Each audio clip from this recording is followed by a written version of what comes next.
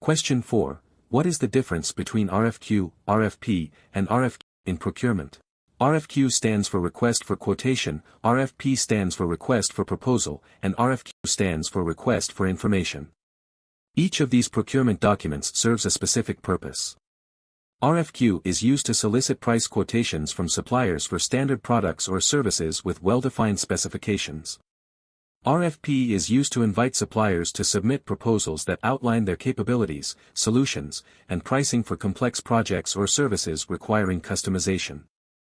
RFQ is used to gather information from potential suppliers regarding their capabilities, products, or services without soliciting pricing information.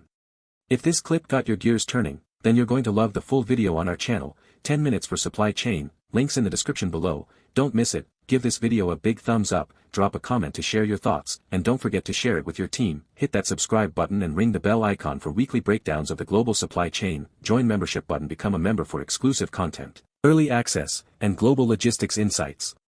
Thanks for watching, and until next time, stay informed, stay ahead, and always supply smart.